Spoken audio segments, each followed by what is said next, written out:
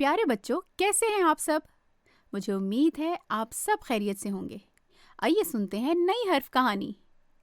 एक दिन एक खूबसूरत फाख्ता उड़ते उड़ते एक खूबसूरत से बाग में पहुंची।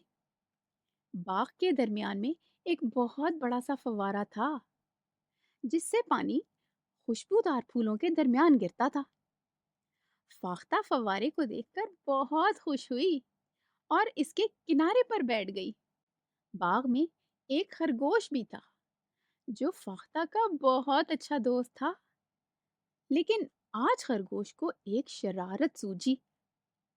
खरगोश ने फाख्ता से कहा, फाख्ता, क्या तुम जानती हो इस फव्वारे के नीचे क्या है?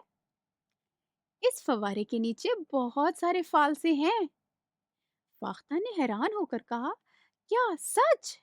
वाकई? खरगोश ने शरारत से झूठ बोलते हुए कहा, हाँ, लेकिन इस तक पहुंचने के लिए तुम्हें इस फव्वारे के नीचे जाना होगा। फाख्ता को फालसे बहुत पसंद थे। इसने खरगोश की बात पर यकीन कर लिया और फव्वारे के नीचे जाने की कोशिश करने लगी। पानी का जोर बहुत ज्यादा था, जिसकी वजह से फाख्ता गीली हो गई। जब फाख्ता वापस आई तो इसको बहुत गुस्सा आया और इसने कहा, खरगोश, तुमने मुझसे झूठ क्यों बोला? खरगोश ने शर्मिंदगी से सर झुका लिया और कहा, मुझे माफ कर दो फाख्ता, मैंने तुमसे मजाक किया था। आइंदा मैं कभी झूठ नहीं बोलूंगा।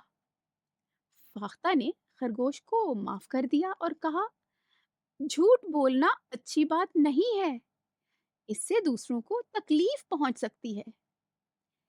इसलिए प्यारे बच्चों, हमें हमेशा सच बोलना चाहिए और झूठ कभी नहीं बोलना चाहिए।